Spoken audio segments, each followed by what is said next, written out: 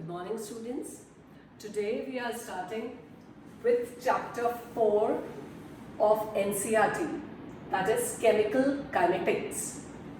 Now first of all, we must know the meaning of the term chemical kinetics. Chemical kinetics, it is the branch of chemistry that deals with the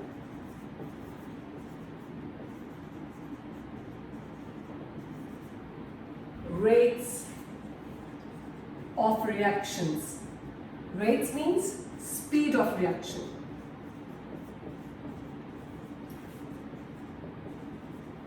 The factors affecting the speeds or the rates of chemical reactions and the reaction mechanisms.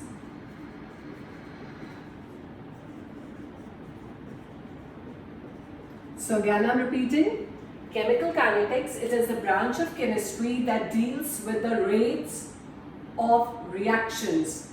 Rates means speed of reaction, that means how fast or how slow a reaction takes place. The factors affecting the rates of chemical reaction, what factors affect the rates of chemical reaction, and the reaction mechanism. So we are going to study all this in chemical kinetics. The word kinetics has been derived from the Greek word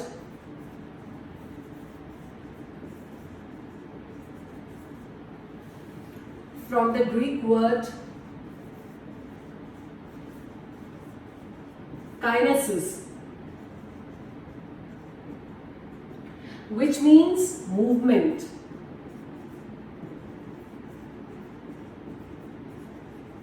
If you remember, in 11th class we have done thermodynamics. Thermodynamics deals with the feasibility of a reaction. Thermodynamics deals with feasibility of a reaction, that a particular reaction is possible or not. And chemical kinetics deals with the speed of the reaction, that is the rates of chemical reactions. That means how fast or how slow a particular reaction takes place. So chemical kinetics, then we have done what do you mean by the word kinetics, derived from the Greek word kinesis, which means movement. So we have done thermodynamics in 11th class, which deals with the feasibility of a reaction, and chemical kinetics, which deals with the rates of chemical reaction. Now, on the basis of rate or speed of a chemical reaction, chemical reactions are generally classified into 3 types. Again, I am repeating. On the basis of rates of chemical reactions, they can be classified into 3 types. They are classified into 3 types.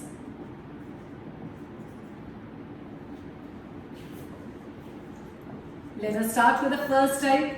First is very fast reactions.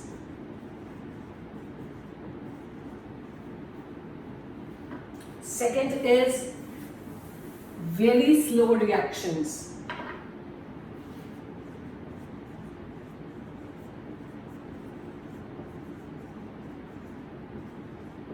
And third we consider as moderately fast reactions. Now first we consider very fast reactions. The reactions which are completed in a fraction of a second, or we can say the reactions that take place as soon as the reactants come in contact with each other. So we can say, what are very fast reactions? Reactions which are completed in a fraction of a second.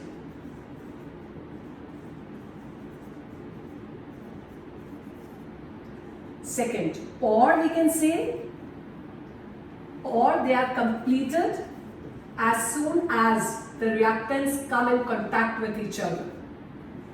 As soon as reactants come in contact with each other.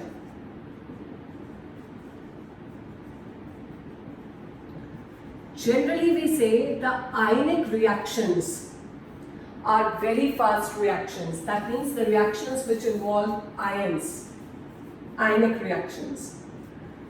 In the lab, when we do the test of the cations and anions, most of the reactions involved in cation and anion analysis, or what we say as acidic and basic radical analysis, deals with ionic reactions. For example, if we have taken AgNO3, it is an ionic compound made up of silver ions and nitrate ions.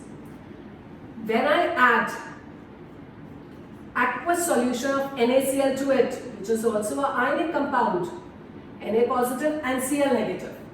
As soon as I add, as soon as they come in contact with each other, I get a white precipitate of AgCl immediately as they come in contact.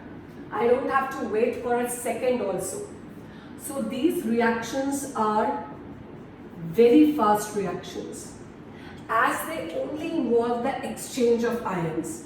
Cl negative comes here, NO3 negative goes there. So ionic reactions we consider are very fast reactions, and as soon as the reactants come in contact with each other, the reaction takes place. Now we come to the second, very slow reactions. Reactions which take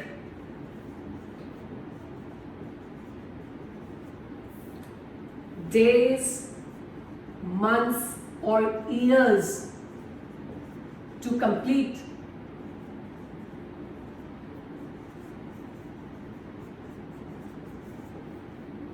Are very slow reactions. For example, you know how are fossil fuels formed? The dead plant and animal matter remains buried under the earth for millions of years.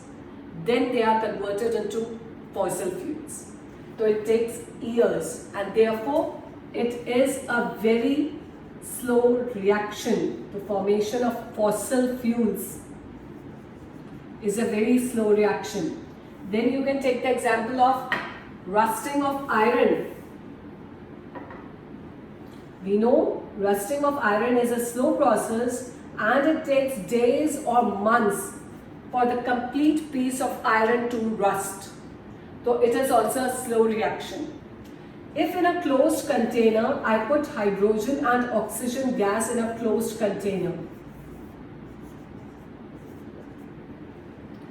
at room temperature, they slowly react to form water. But the reaction is so slow that it will take years for all the hydrogen and oxygen to react and form water. So these reactions, which are completed in days, months, or they even take years to complete, they are called as very slow reactions. Now we come to the third type of reactions. Third, moderately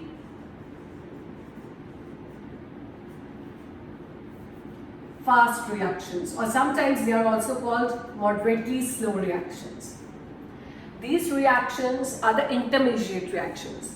They are neither very fast nor very slow. They take few minutes or few hours to complete. So they are neither very fast nor they are very slow. Few minutes or few hours to complete. For example, if I take any reaction, suppose N2 reacts with H2 to form NH3. It is a slow reaction. It takes few hours to complete. So they are slow reactions. Generally, moderately fast or moderately slow reactions, we can take the example of reactions involving covalent compounds. Reactions involving covalent compounds. We can take one more example. If I take hydrogen peroxide in a closed container, it will slowly decompose to form water and oxygen. So all these reactions which involve covalent compounds are moderately fast, or you can say moderately slow reactions. They are neither very fast nor very slow and take few hours or few minutes to complete. In this chapter, we will be majorly focusing on this type of reactions, which are neither very fast nor very slow. So most of the reactions we will be paying attention in this chapter are these type of reactions. Thank you.